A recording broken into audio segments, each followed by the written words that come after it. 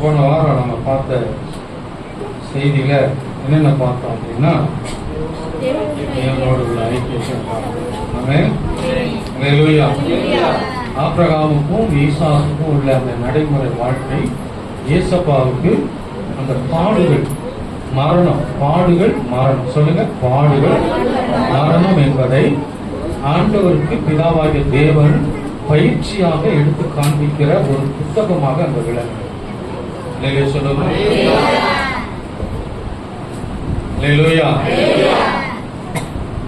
Abraham ஈசாக்கு வாழ்க்கையில இயேசு கிறிஸ்துவினுடைய பாடுகள் மரணம். ஆமென் சொல்லுங்க. ஆபிரகாமுடைய வாழ்க்கையில பாடுகள், ஆபிரகாம் ஈசாக்குடைய வாழ்க்கையில பாடுகள் மரணம் என்பவைகளை ஏசப்பாவுக்கு பிதாவாகிய தேவன் காண்பிக்கிற சத்திய போதனையாக எழுதப்பட்டிருக்கிறது. அது இப்ப நம்ம பார்க்கிறோம். ஆமென். அல்லேலூயா. யோசேப்புடைய வாழ்க்கையில இன்னொரு கருத்து இருக்கிறது. அதை நான் தொடர்ச்சியா நம்ம பார்ப்போம்.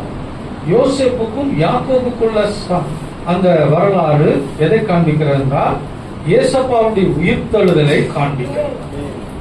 ஏசப்பாவுடைய உயிர்த்தெழுதலையும் ஏசப்பாவுடைய 1000 வருஷ அரசாட்சியையும் காண்பிக்கிறது. அல்லேலூயா சொல்லுமா. அல்லேலூயா. யோசேப்பு எகிப்திலே அதிபதியாக இருந்தார் என்று வேதம் சொல்றார். அப்ப ஏசப்பாவை இந்த பூமியில 1000 வருஷம் அரசாட்சியாய் அவர் செய்ய போறார். அல்லேலூயா. இன்னொரு கருத்து, யோசேப்பு செத்துட்டான்ற கருத்து தான் இருந்துச்சு. ஆனா யோசேப்பு செய்தி யாக்கோபுக்கு உயிரோடு இருக்கிறான் என்ற செய்தி வந்துச்சு. சொல்லுமா. ஸ்தோத்திரம். ஆமென். அப்ப ஏசப்பாவுக்கு இது எதற்கு அடையாளமா இருக்கின்றால், ஏசப்பாவுக்கு பிதாவாகிய தேவன் கூப்பிட்டு குமாரனாகிய இயேசு கிறிஸ்து சொல்றாரு, ஒரு நாள் யோசேப்பு இறந்துட்டார்ன்ற செய்தி உலகத்துக்கு அறிவிக்கப்பட்டது. இன்னொரு நாள் யோசேப்பு உயிரோடு இருக்கிற செய்தி யாக்கோபுக்கு அறிவிக்கப்படுகிறது போல. ஆமென். உங்களுடைய மரணம், ஏசப்பாவை பார்த்து சொன்னார் பிதாவாகிய தேவன், உங்களுடைய மரணம் ஒரு நாள் மரித்தார் என்ற செய்தி இருக்கும், ஆனால் 3ஆம் நாள் உயிரோடு எழுந்தாருங்கிற செய்தி இந்த உலகத்துக்கு அறிவிக்கப்பட்டது.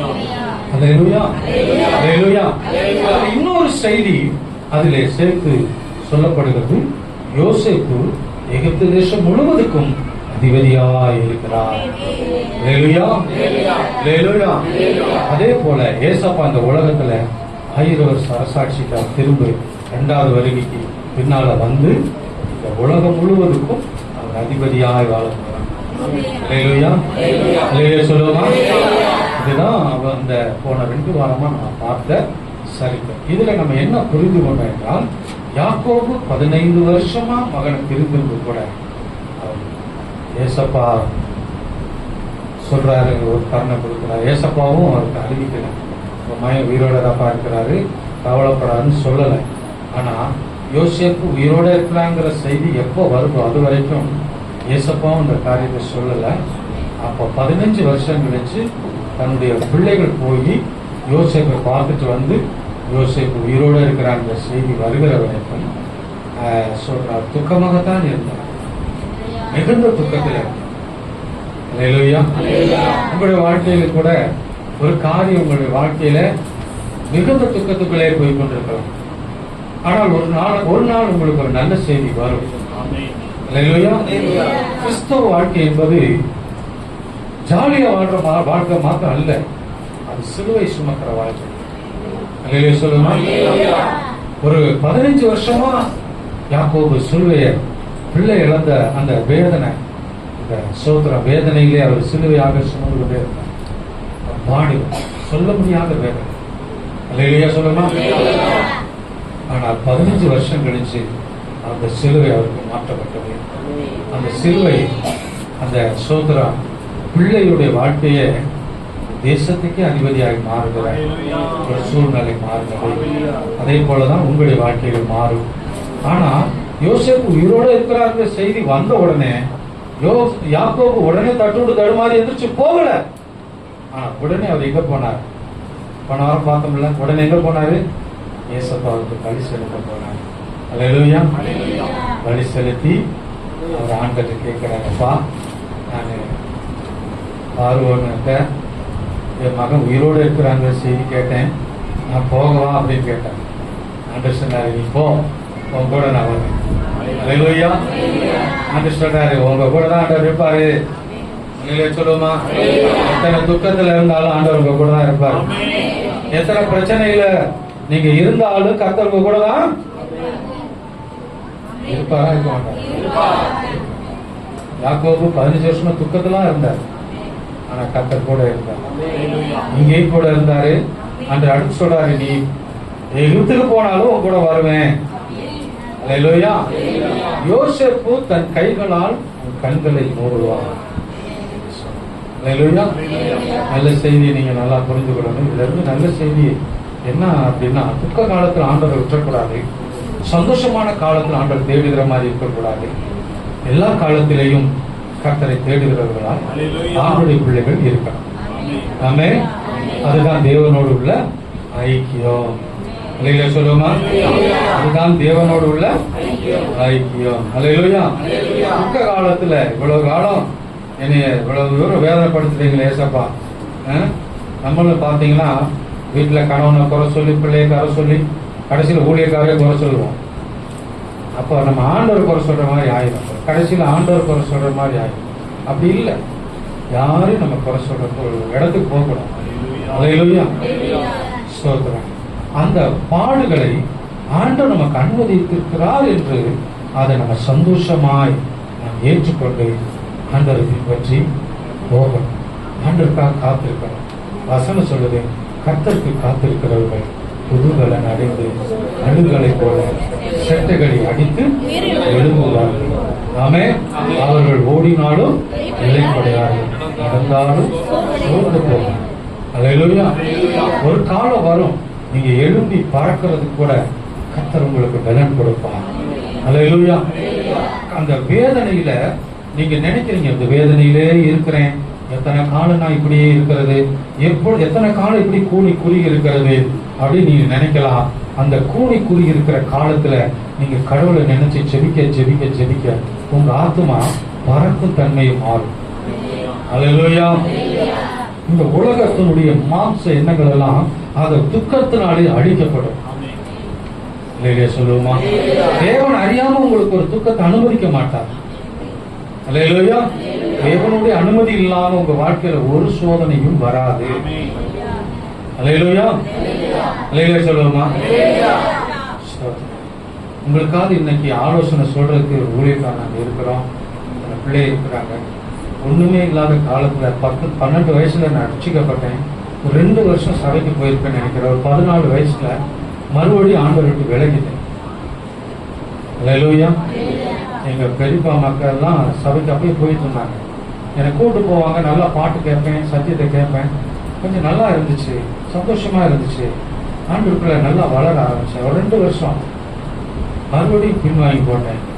ஆனா பாருங்க, 3 வருஷம் சோதியை கல்யாணம் முடிச்சு 3 வருஷம் பிளாட்பாரத்தில் தங்க ஆரம்பிச்சு வேலை சொல்ல ஆரம்பிச்சு. துக்கத்து மேல துக்கம். ஆனா அந்த துக்கம் இன்னைக்கு அநேகரை உருவாக்குறதுக்கு ஒரு பாத்திரமா கர்த்தர் உருவாக்கி. அல்லேலூயா. அல்லேலூயா. அதனால நீங்க சோர்ந்து போகலாம். எந்த துக்கமா இருந்தாலும் சரி, எந்த சூழ்நிலையா இருந்தாலும் சரி, கர்த்தர் உங்கள் வாழ்க்கையில உயர்வை தான் கொண்டு வருவார், மேன்மை தான் கொண்டு வருவார். துக்கத்திலேயே மூழ்கிட்டு இருக்கிற நீங்க யோசிக்கலாம், அது ஏசப்பா வருகையில நம்ம பறந்து போகணும்ல. என்ன ஒரு மாதிரியா இருக்கும். பறக்கிறதுக்கு கழுகு காத்திருந்தா தான் பறக்கும். அது பறந்துகிட்டே இருந்துச்சுன்னா ஸ்தோத்திரம். அல்லேலூயா. அது புது பலன் அடையாது. இதுவரைக்கும் அது சுய பலத்திலே பறந்துட்டு இருக்கு. ஆனா 40 நாள் கழுகு போய் என்ன செய்யுமா? கழுகு மலையில காத்திருக்கும். ஆமென். செட்டையெல்லாம் உதிர ஆரம்பிச்சிடும் வயது சென்ற உடனே. இது உதிர ஆடணும்னா இது என்ன பண்ணணும்? அந்த சிறகு உதிர்ந்துச்சே, நம்ம என்னடா பண்றது?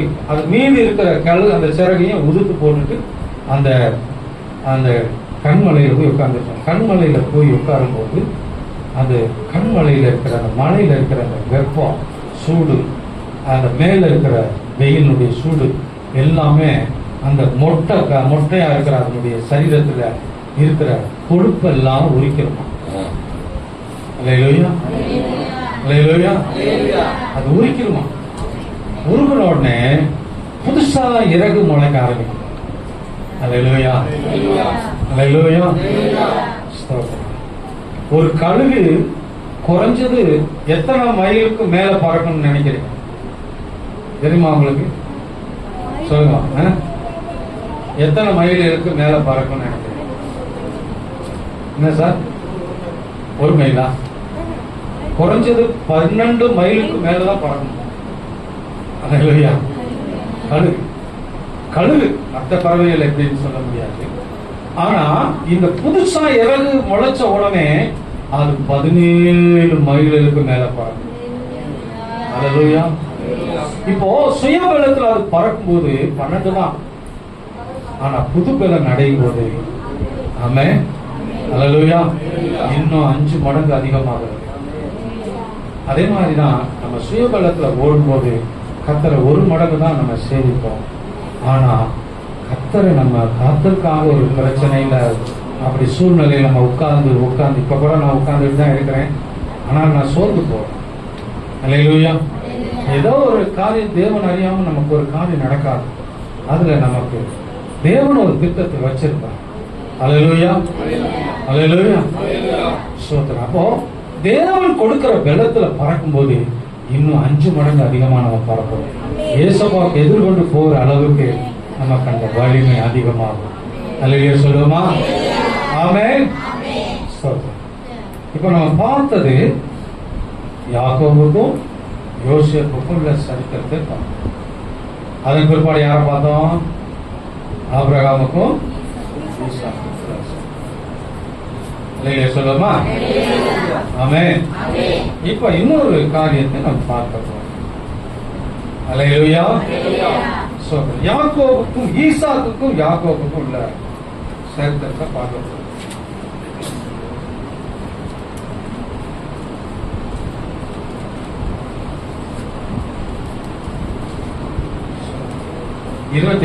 ஆதியாகமம் 27ஆம் அதிகாரம் ஒவ்வொரு காரியத்தை நம்ம பார்க்க போறோம்.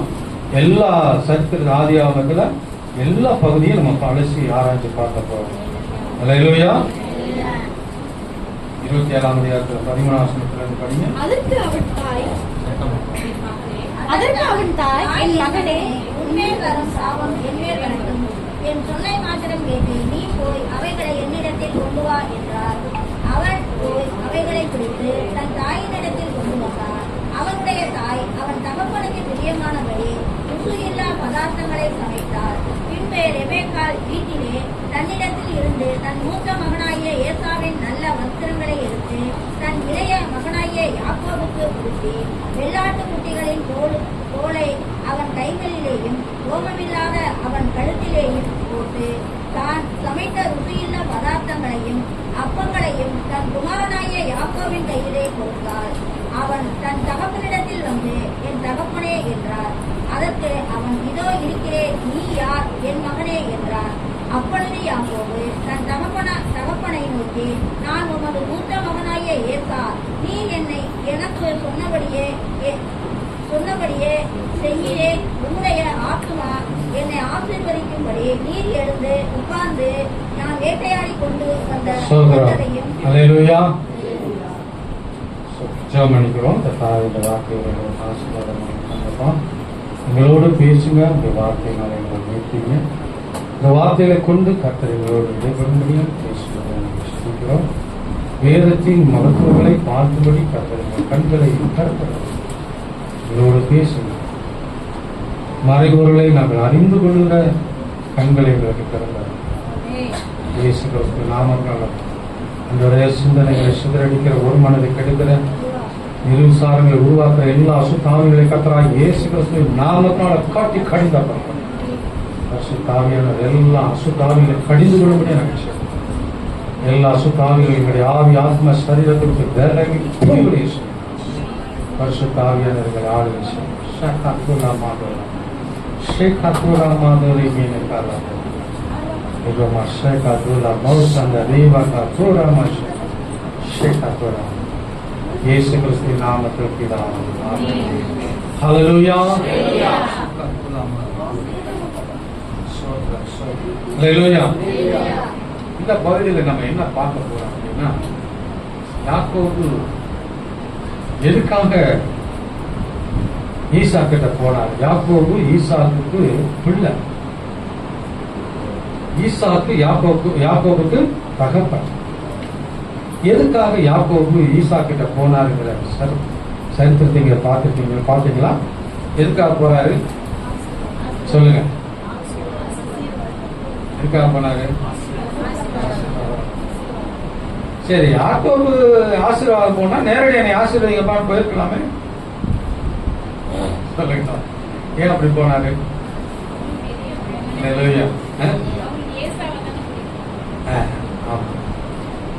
ஏசா தேவனுடைய திட்டம்.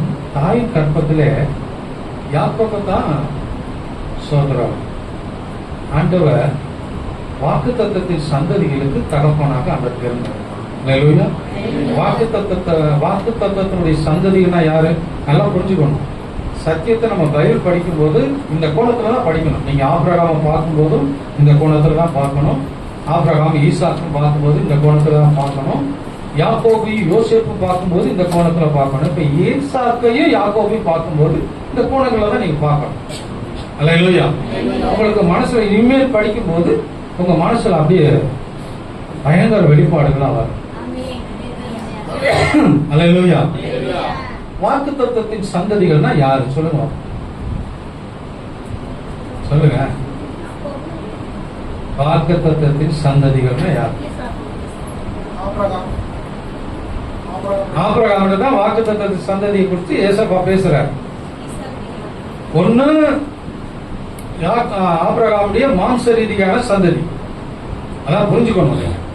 இன்னொன்னு வாக்குத்தத்தத்தின் சந்ததி, அது இயேசு கிறிஸ்து மூலமாக வரக்கூடிய ரட்சிக்கப்பட்ட பிள்ளைகள். அல்லேலூயா. நம்ம தான் வாக்குத்தத்தத்தின் சந்ததி. சொல்லுங்க. அல்லேலூயா. அப்போ அதுக்கு முதல் சந்ததி யார் அப்படின்னா இயேசு கிறிஸ்து. அந்த இயேசு கிறிஸ்து ஆபிரகாமுடைய சந்ததியில தான் வரணும். அது எந்த வழியா வரணும் அப்படின்னா ஏசா வழியா வர முடியாது, யாக்கோபின் வழியா தான் வரணும். அதுக்கு தான் கர்த்தர் ஆபிரகாமுக்கே சொன்னாரு, வானத்து நட்சத்திரங்களை போல சந்ததி கொடுப்பேன், கடற்கரை. அப்ப ரெண்டு சந்ததி. ஒண்ணு நேரடியா ஆபிரகாம் பெற்றெடுக்கக்கூடிய மாம்சீக ரீதியில உள்ள சந்ததி. இன்னைக்கு இருக்கிற அந்த இஸ்ரேல் ஜனங்கள் தான் மாம்சீக ரீதியான சந்ததி. இன்ன வரைக்கும் அவங்க அழிஞ்சு போகல. அல்லேலூயா.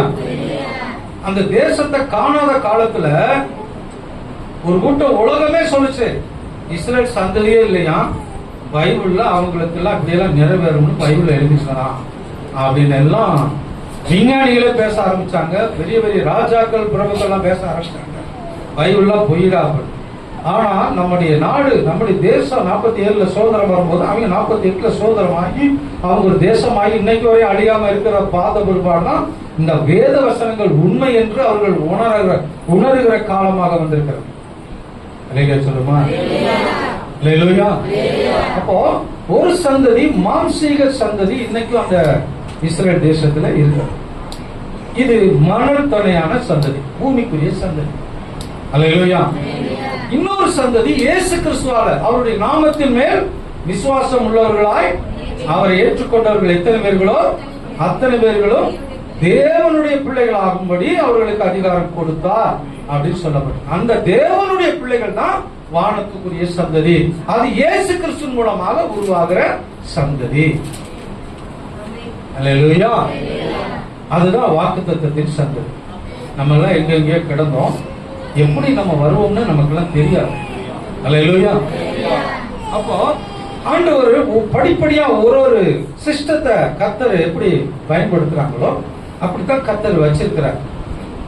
நீங்க வர்றதுக்கு யார் வரணும், உங்களுக்கு பின்னால வர்றதுக்கு யார் வரணும் அப்படிங்கிறதெல்லாம் கர்த்தர் திட்டத்தை வச்சிருக்காரு. அந்த திட்டத்தின் படிதான் நம்ம வர முடியும். அல்லேலூயா. சோதரா. இப்போ ஈசாக்கு வந்து அவருடைய கண்கள் குருடாயிருச்சு. ஆனா வயசு இருக்குது. அதுக்கு பிற்பாடு எத்தனை வருஷம் அவர் உயிரோட இருந்திருக்காரு? 40 வருஷம் உயிரோட இருந்திருக்காரு இல்லையா? ஆனா பார்வை இல்லாம தான் இருந்திருக்காரு. அப்ப ஏன் ஆண்டவர் அவருக்கு பார்வை இல்லாம ஆக்கினார் அப்படின்னா, இவருக்கு அந்த ஏசாவை தான் அவருக்கு பிடிக்கும். ஆனா ரபேக்காளுக்கு கற்பத்துல இருக்கும் போதே அந்த அம்மா ஜெபம் பண்றாங்க, ஆண்டவரே என் வகுத்துல இருக்க ரெண்டு குழந்தை மாதிரி இருக்குது அப்படின்னு கேட்கிறாங்க. அப்ப ஆண்டவர் சொல்றாரு, மூத்தவன் இளையவனை சேவிப்பான் அப்படி போட்டு ஆண்டவர் சொல்றாரு. அப்போ இளையவன் தான் ஆசீர்வாதத்துக்கு பாத்திரன் என்பதை ஆண்டவர் யார்கிட்ட பேசினாரு? ரெபெக்காள்கிட்ட பேசிட்டார். அப்போ திடீர்னு என்னன்னா, இந்த மனுஷன் கண்ணு தெரியாத மனுஷன் போய் ஏசாவை ஆசீர்வதிக்கணும்னு சொல்றாரு அப்படின்னு சொல்லிட்டு இந்த அம்மா என்ன பண்றாரு, வாடா உடனே அப்பா ஆசீர்வதிக்கட்டும், உனக்கு நான் அப்பாட்ட போய் அப்பாவுக்கு பிடிச்ச மாதிரி உனக்கு சமைச்சு தரேன், நீ போடா அப்படிங்கிறார். அவரு சொல்றாரு, யாக்கோபு சொல்றாரு, அப்பா ஏமா அண்ணன் கையில ரோமம் எல்லாம் இருக்கும், அவர் தடை பார்த்துட்டு என்னைய ஆசீர்வதிக்கிறதுக்கு பதிலாக சாபத்தை போட்டுருவாருமா.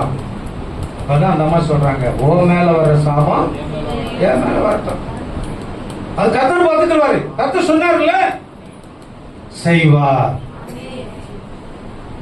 நல்லா கவனிங்க, சூழ்நிலை கர்த்தர் உங்களுக்கு சொன்ன வாக்கு தத்தங்கள் சூழ்நிலைக்கு மாறுதலா இருந்தாலும், ஆனா உங்க முயற்சி, அந்த அர்ப்பணம், செயல்முறை முயற்சியும் அர்ப்பணமும் இருந்தா கர்த்தருடைய வாக்கு தத்தம் நிறைவேறும். கரங்களை தட்டி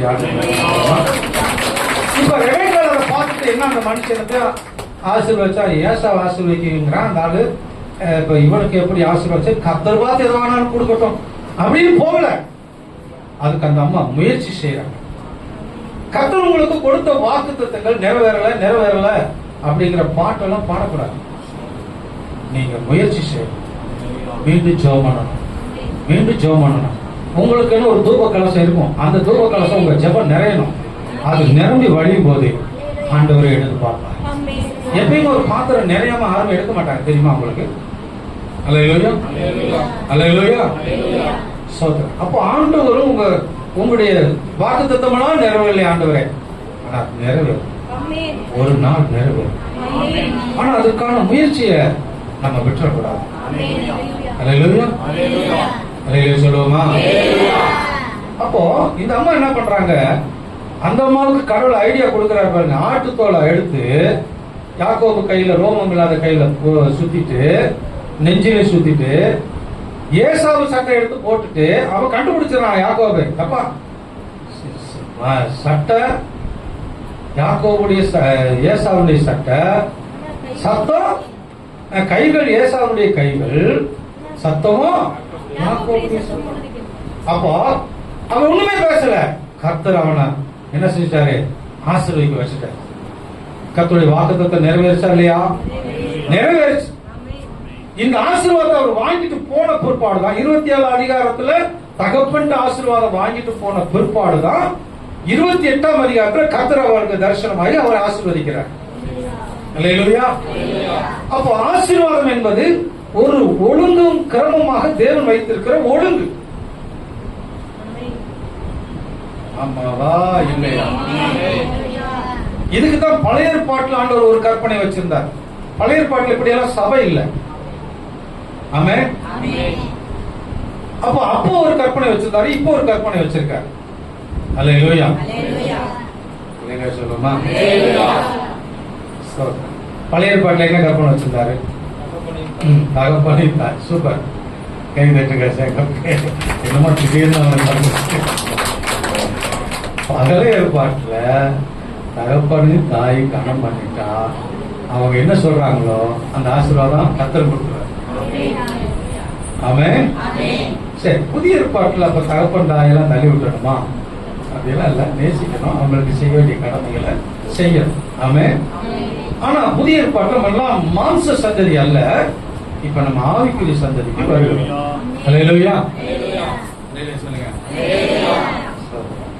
இப்போ ஒரு ஊழியக்காரனை கர்த்தர் கொண்டு ஒரு இடத்துல வைக்கிறது.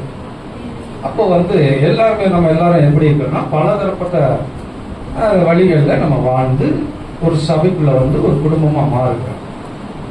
ஆமாவா இல்லையா? ஆமே. ஒவ்வொருத்தருக்கும் ஒரு ஒரு டினாமினேஷன் இருக்கும், அதில் நம்ம மனநிலையில் இருக்கும். இப்போ ஒரு வீட்டுக்கு ஒரு கல்யாணம் முடிச்சு ஒரு பொண்ணு வருது அப்படின்னா, அது வீட்டில் வந்து அந்த கணவனையும் மாமன் மாமியாரையும் புரிஞ்சுக்கிறதுக்கு கொஞ்சம் காலம் எடுக்கும். அல்லேலூயா. அவங்க வளர்ந்த வளர்ப்பு, அவங்க வாழ்ந்த வாழ்க்கை, அப்படியெல்லாம் கொஞ்சம் காலம் இருக்கும். அதை மாத்துறதுக்கு கொஞ்சம் காலங்கள் ஆகும். ஆமென்.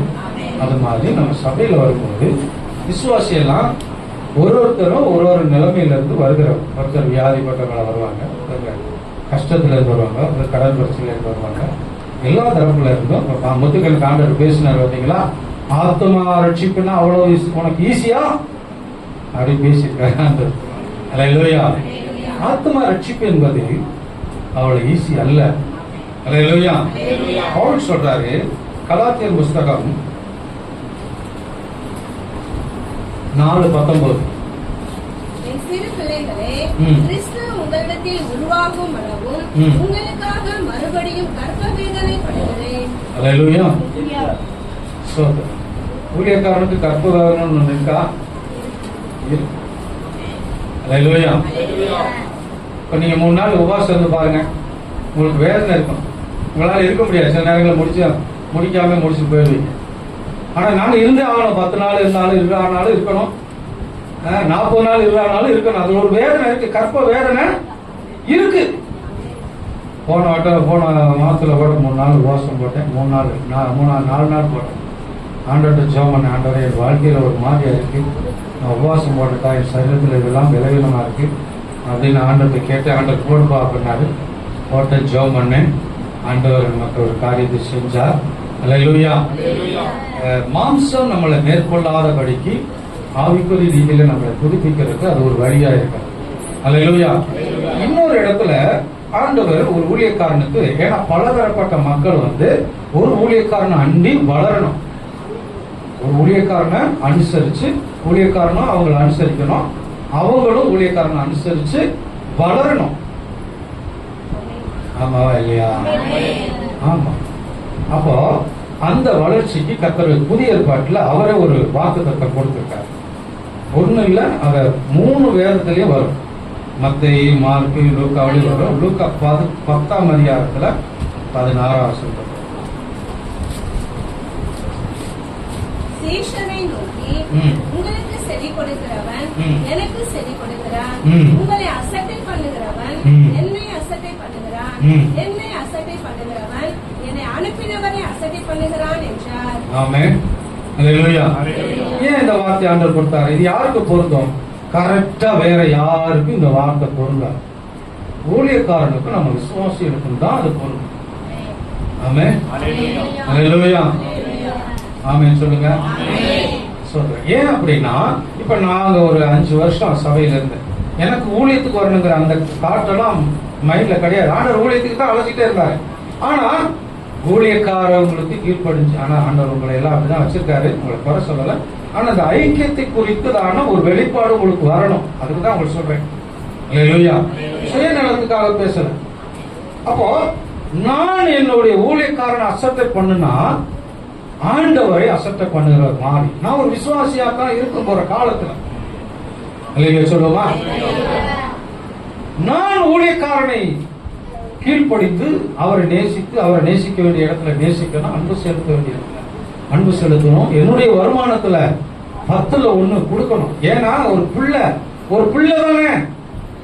ஆமாவா இல்லையா? அல்லேலூயா. பழைய ஏற்பாடு காலத்துல இது ஒரு சரித்திரம் இருக்குது. ராஜாக்களுக்கு பல மனைவிகள் இருந்தாங்க. எதுக்கு இருந்தாங்கிறதெல்லாம் கேள்வி இல்ல. பல மனைவியை கட்டின ராஜாவை ஜனங்கள்லாம் காலில் விழுந்து வணங்க வச்சாரு ஆண்டவர். இதெல்லாம் நாங்க ஆராய்ச்சி பண்ணனா ஒரு சத்தியம்ல விளங்குது. சாலமோனுக்கு எத்தனையோ ஆயிரக்கணக்கான மனைவி. என்னடா இத்தனை மனைவி பிடிச்சவனா நம்ம போய் காலில் விழுந்து வணங்க ஆண்டவர் சொல்றாரு. என்னப்பா அப்படின்னு போதா, குமாரனா இயேசு கிறிஸ்து ராஜாதி ராஜாவா இருக்கிறார். அதுக்கு நிழலாட்டமா அவங்க ஆண்டவர் வச்சிருக்காரு. பழைய ஏற்பாடு எல்லாமே நிழல். ஆமாவா இல்லையா? இப்படிதான் நீங்க பைபிளை படிக்கணும். அல்லேலூயா. அப்ப பல மனைவிகள் இருந்தாலும் அந்த பல மனைவிகளுடைய பிள்ளைகளை பிள்ளைகளை பெற்றெடுக்கிறதுக்கு அந்த ராஜாத்தியா தான் இருப்பாங்க. அவங்க பிள்ளை எங்க இருக்கானே அந்த ராஜாத்திகளுக்கு தெரியாது. ஆனா பிள்ளைகளை பெற்றெடுக்கிறதுக்கு ராணிகள் இருப்பாங்க. அந்த ராணிகளுக்கு பிரசவமாக்காம அந்த ராணி பிள்ளை குழந்தை பெற்றெடுக்க முடியாது. அந்த ராணி பெற்றெடுக்கிற குழந்தைய வளர்க்கறதுக்கு ஒரு தாய் வச்சிருப்பாங்க. அல்லேலூயா. அப்போ ஏசப்பா இன்னைக்கு ராஜாதி ராஜாவா இன்னும் வரல, இன்னும் வருவார். அப்போ உலகத்துல 1000 வருஷம் அரசாட்சி அவர் வரும்போது நம்மள எல்லாம் ஊழியக்காரங்களா ராஜாதி ராஜா, ராஜாதி ராஜாவுக்கு குட்டி ராஜாக்களா பிரபுக்களா இருப்பாங்க. ஆமென் சொல்லுங்க. அல்லேலூயா. அப்ப நம்ம குடும்பம் தனியா தான் இருக்கும். அல்லேலூயா சொல்லுங்க.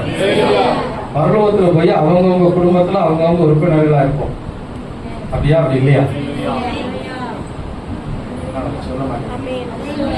நம்ம குடும்பத்துல யாரெல்லாம் பேர் எழுதியிருக்காங்களோ நம்ம குடும்பத்துக்கு அங்க ஆண்டவர் பேர் கூப்பிட்டு நம்ம குடும்பம் தனியா நிற்கும். அல்லேலூயா. நம்ம ஊழியக்காரர் நம்ம குடும்பம் அங்கேயும் ஆண்டவர் மகிமைப்படுத்துறதுக்கு அங்க குடும்பம் கணவன் மனைவி பிள்ளைகளா இல்ல, கணவன் மனைவி பிள்ளைகள் ஊழியக்காரர் விசுவாசி எல்லாம், அதாவது ஆண்டவர் அங்க வச்சிருக்கிற அமைப்புப்படி இருக்கு. அல்லேலூயா சொல்லுமா? அல்லேலூயா. அப்போ அங்கேயும் ஒரு ஒழுங்கு கிரமமா இருக்கும்போது இங்கேயும் ஆண்டவர் அதுக்கு ஒரு பயிற்சியை தான் வச்சிருக்காரு ஆண்டவர். அல்லேலூயா. ஏசப்பாவை எத்தனை வருஷமா பார்க்க போறீங்க பரலோகத்துல போய்? 100 வருஷமா? 1000 வருஷமா? அப்புறம் நித்திய கோடி கோடி வருஷம், கோடி கோடி வருஷமா அந்த கேருப்பு இருந்துட்டு, லூசிபர் இருந்துட்டு கோடி வருஷம் கழிஞ்சு, கோடி கோடி வருஷங்கள் கழிஞ்சு கூட அவனுக்கு கொஞ்சம் அப்படி சலிப்பு தட்டுப்பட்டுச்சு ஏசப்பா மேல.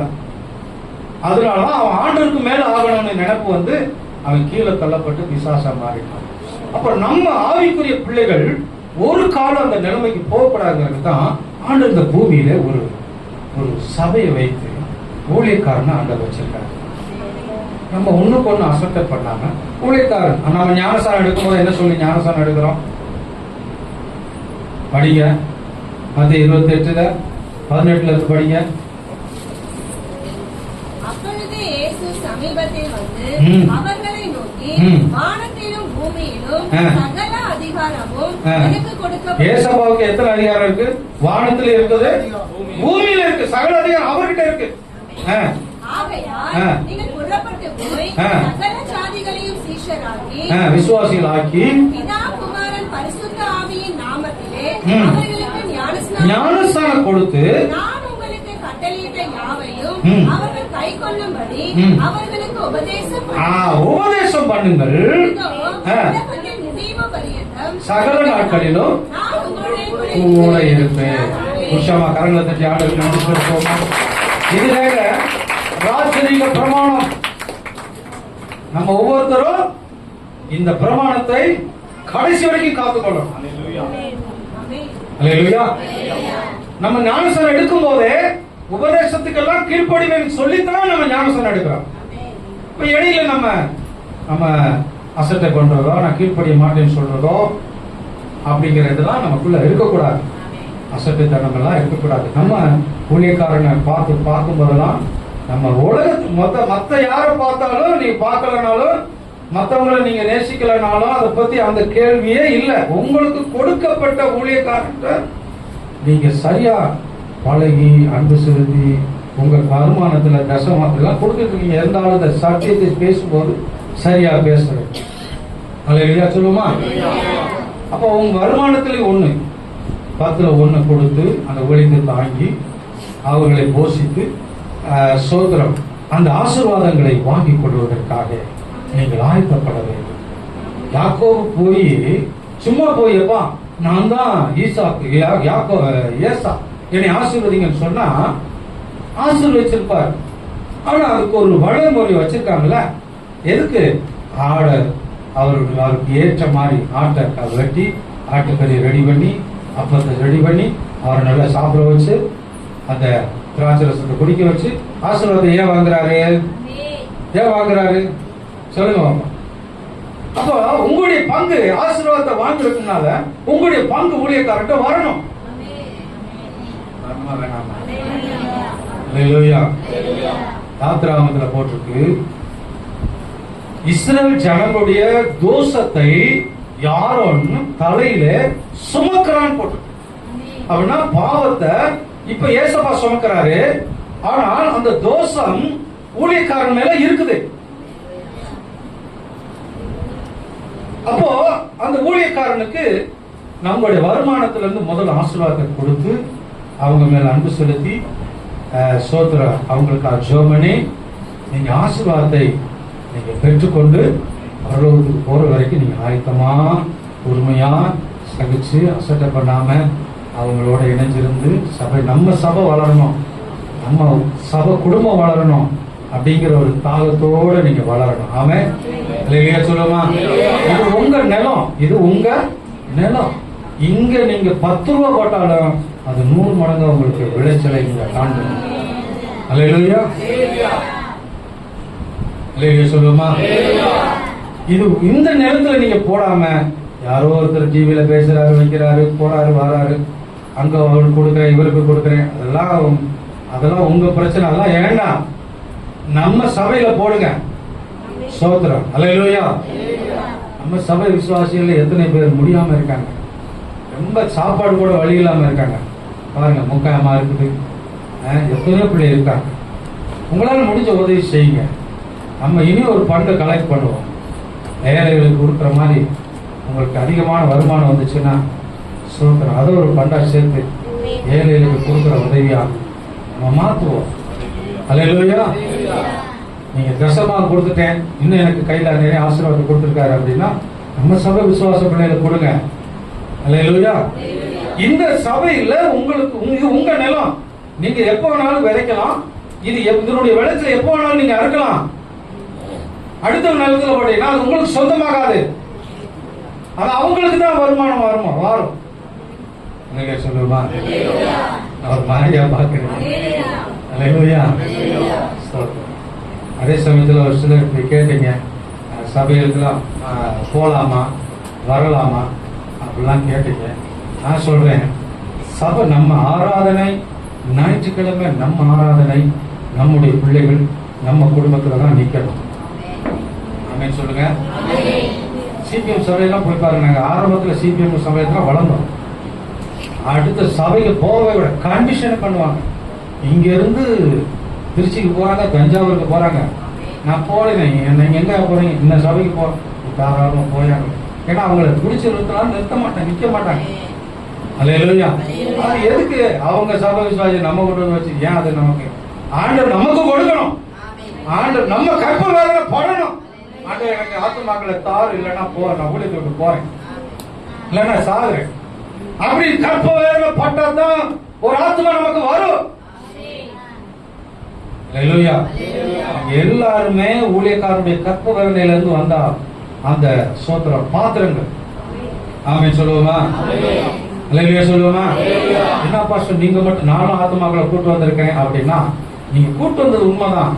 ஆனா வகுத்துல கற்பம் தரிச்சது ஊழியக்காரனுடைய கற்பத்தில் தானே. ஆமென் சொல்லுங்க.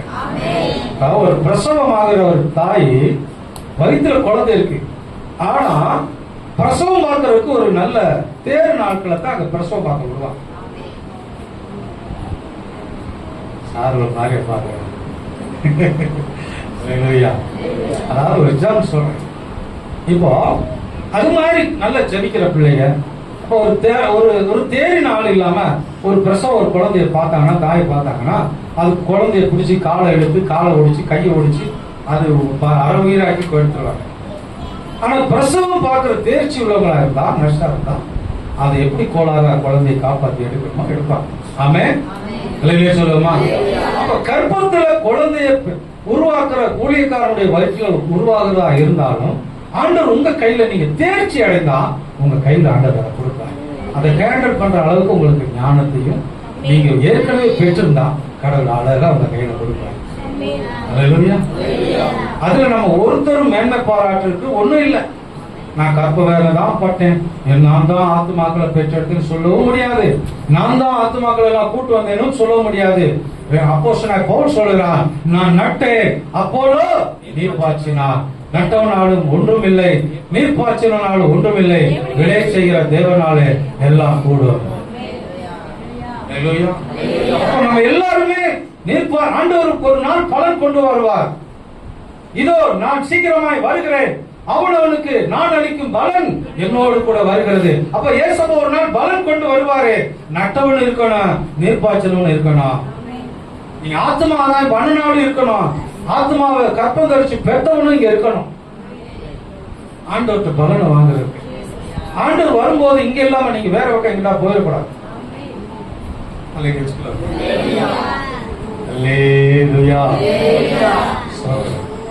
அதனால தயவு செய்து நீங்க ஊழியக்காரர்கள் கீழ்ப்படிங்க. நீங்க கீழ்ப்படிங்க. நீங்க கீழ்ப்படியும் போது உங்க பிள்ளை உங்களுக்கு கீழ்ப்படிவாங்க. அந்த கீழ்ப்படியில நமக்கு ஆண்டவர் கற்றுக் கொடுப்பார். அல்லேலூயா. ஒரு ஆள் வச்சுதான் இன்னொரு ஆள் ஆண்டவர் உருவாக்குவார். அல்லேலூயா. நம்ம குடும்பத்துல நம்ம ஊழியக்காரனுக்கு கீழ்ப்படியில சபைக்கு ஒரு விசுவாசி கூட உங்களுக்கு ஒரு ஆலோசனை சொல்லலாம். ஐயா நீங்க ஏன் அன்னைக்கு ஆராதனைக்கு வரல? அப்போ உங்களை பார்த்து கேட்கும்போது எனக்கு இருக்கிற வேற உங்களுக்கு தெரியாதா போயா அப்படி சொல்லக்கூடாது. அது ஆண்டவர் பேசுற வார்த்தை கேட்டுக்கணும். ஆமே. சபை கூடி வருவதை விட்டு விடாதீர்கள். ஆமே. வசனம் தான் அதெல்லாம் எல்லாமே இருக்கு. ஆமே சொல்லுவோமா? ஆமே. அப்போ கர்த்தர் கழுதாயை கொண்டு போய் யார்கிட்ட பேசினாரு? வெளியாமிட்ட பேசினார். அவருடைய ராஜ்யத்தை காட்டுற உங்க மேல ஆண்டவர் உருக்கமா அவர் அன்பு காட்டுறதுனாலதான் எல்லாத்தையும் ஆண்டவர் சரியா வச்சிருக்காரு.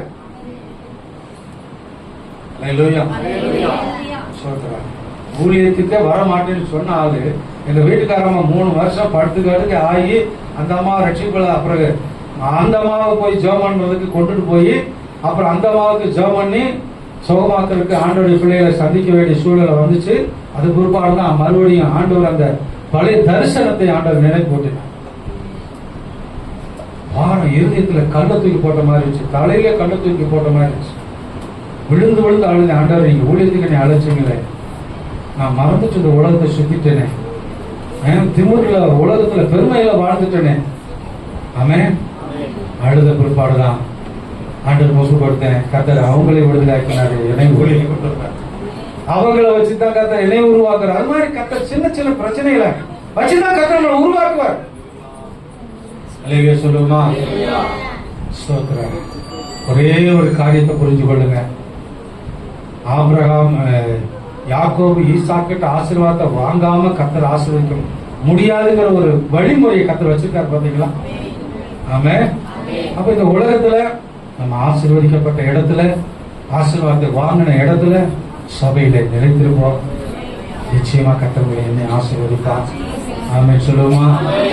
அதுக்கு யாக்கோபு ஈசாக்குடைய வாழ்க்கை நமக்கு எடுத்துக்காட்டாக இருக்கிறது. ஆமே. ஊழியக்காரனுடைய வாழ்க்கைங்கிறது சும்மா சாதாரணமான வாழ்க்கை இல்லைங்க, கேவலமான வாழ்க்கை. நீங்க இந்த விசுவாசியெல்லாம் பார்த்து சோத்திர மாஸ்டர், எங்க அப்பா, எங்க பாஸ்டர் நீங்க பெருமையா பேசுவீங்க, சந்தோஷமா பேசுவீங்க, எங்களை சந்தோஷப்படுத்துவீங்க, எங்களுக்கு காணிக்க தசமாங்களை கொடுத்து நீங்க எங்களை உற்சாகப்படுத்தி ஏன் பாஸ்டர் பண்ணிட்டீங்க அப்படிலாம் நீங்க சந்தோஷப்படுத்துவீங்க, தைரியப்படுத்துவீங்க. ஆனா வெளியில போனா எங்களுக்கு காரி தூக்குற ஆளு இருப்பான். எப்படி இருக்கும்? அல்லேலூயா. அதையும் வாங்கி தொடச்சிட்டு ஊழியம் செய்யணும்.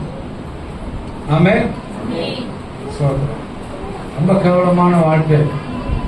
கர்த்தர் ஒரு இடத்துல ஒரு பாடுகள் இருக்கும், ஒரு இடத்துல ஒரு பிரச்சனை இருக்கும், ஒரு இடத்துல அந்தகார கிரிகள் அதிகாரமான ஆளுகை செய்கிற இடமா இருக்கும். அந்த இடத்துக்கு யாரை வச்சா எந்த காரியம் சாதிக்க முடியும்னு ஆண்டவருக்கு தெரியும். அந்த இடத்துல அவனை தான் வைக்கணும்னு ஆண்டவருக்கு தெரியும். இந்த இடத்துல ஒரு பெரிய ஊழியத்துல இருந்தவங்களா இருந்தாங்க, எனக்கு முன்னால இருந்தாங்க. அவங்க காலி பண்ணிட்டே போயிட்டாங்க. ஏன் அவங்களால முடியாது? ஏன் நம்மளால கர்த்தரை வச்சு நம்மளை ஏன் ஆண்டவர் பயன்படுத்தணும்? அல்லேலூயா. ஸ்தோத்திரம். ஆமே. எந்த போல்டுக்கு எந்த நட்டு சேரணும் ஆளுக்கு தெரியும். ஆமே. கர்த்தர் கொண்டு வந்தாரு. ஆண்டவர் நீங்க கொண்டு வரும்போது நான் வர்றதுக்கு முன்னால 91ல நான் ஊழியத்துக்கு வர்றதுக்கு ஏற்பாடு பண்ணிட்டு இருக்கிறேன். 91ல இந்த இடத்துல தான் துதிசங்கர் இருந்திருக்காரு. எனக்கு தெரியாது. ஆண்டவர் இங்க வந்த உடனே ஆண்டவர் பேசினாரு, என் பரிசுத்தவானுடைய ரத்த பழிய நான் பழி வாங்குவேன், இதுக்கு பதிலா ஒரு கூட்ட ஜனங்களை நான் எழுப்பணும், நீங்க தான் ஒளி செய்யணும்னு ஆண்டவர் பேசினார். அல்லேலூயா. ஸ்தோத்திரம். அவருடைய ரத்தத்துக்கு ஈடா ஒரு கூட்ட ஆத்துமாக்களை நான் இங்க இருந்து எழுப்பணும், நீங்க இரு அப்படின்னு சொல்லி ஆண்டவர் பேசினார். ஆமென். ஸ்தோத்திரம். ஒரு குறிப்பாடுதான் நம்ம இருந்தோம். இது மாதிரி ஒவ்வொரு ஊழியக்காரனுடைய வாழ்க்கை சரித்திரம் எடுத்து பார்த்தா அது ஒரு பின்னணி இருக்கும். நம்ம குடும்பம், இது நம்ம குடும்பம், நமக்கு ஒரு பின்னணி இருக்கு. ஆனா எது செய்தாலும் நம்ம குடும்பம், நம்ம பாஸ்டர், அது ஐக்கியம் வந்து நம்மளை பலப்படுத்தும். பாருங்க, சங்கர் சொன்னா பார்த்தீங்களா, நான் விழுந்த அடுத்த நிமிஷத்துல ராவுக்கு வந்தாங்க, அடுத்து அவங்க எல்லாம் வந்தாங்க, விசுவாசிகள் வந்தாங்க, காப்பாற்றினாங்க. இது எதுக்கு அடையாளமா இருக்கு? நம்ம ஐக்கியம், நம்ம இந்த ஐக்கியம் தான் அது.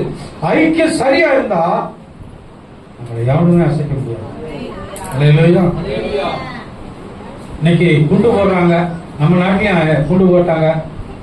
நம்ம ஐக்கியமா இருந்தோம்னா 10 பேர் செஞ்சுட்டாங்க, 10 பேர் தான் மிச்சம் இருக்கான். அந்த 10 பேர் நம்ம ஐக்கியமா இருப்போம். ஐக்கியம் உடையவே உடையாது. அல்லேலூயா. சிதறடிக்கப்பட முடியாது. அல்லேலூயா. கொரோனாவில் எத்தனை சபை கலைஞ்சு போயிடுச்சு, ஆனா நம்ம சபை இருக்குது, இன்னைக்கு வரைக்கும் இருக்குது. அந்த ஐக்கியம் நமக்கு எப்பயுமே இருக்கணும். வளர்ந்து ஆயிரக்கணக்கான லட்சக்கணக்கான சபை நம்முடைய விசுவாசிகள் பெருநாளும் ஐக்கியம் வளர்ந்து கொண்டே இருக்காங்க. அல்லேலூயா. கர்த்தர் இப்போ உங்களை சகோதரர்களாக தனியாக ஜெபம் பண்ண வச்சிருக்காரு. ஜெபம் பண்ணுங்க சகோதரிகளார். அதிகாலையில ஜெபம் பண்ண நான் ரொம்ப விரும்பினேன், எதிர்பார்த்தேன். அதிகாலையில சகோதரிகளார் ஜெபம் பண்றீங்க.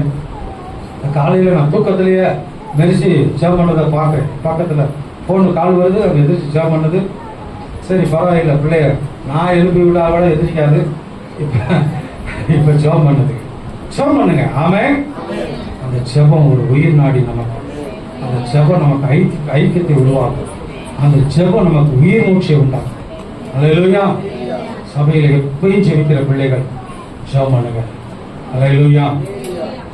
ஜெபம் இல்லாத வாழ்க்கை கூரை இல்லாத வாழ்க்கை. ஜெபம் இல்லைன்னா பெய்கிற மழையும் பெய்கிற காத்தும் மண்ணும் மழனும் வெயிலும் உள்ள விழுகிற மாதிரி குடி இல்லாம போகிற வீடு. அது மாதிரி கூரை இருந்தா அந்த வீட்டுல குடி இருக்கலாம். அது மாதிரி ஜெபம் இருந்தா நம்ம சபை குடி இருக்கலாம், சபை வளரலாம், வளர்றதுக்கு வாய்ப்பு இருக்கு. அல்லேலூயா. ஜெபம் இல்லை என்றால் நம்ம நிலைத்தே நிற்க முடியாது. அல்லேலூயா. ஒப்புக்கொடுத்து ஜெபம் பண்ணுமா? எல்லாரும் எடுத்து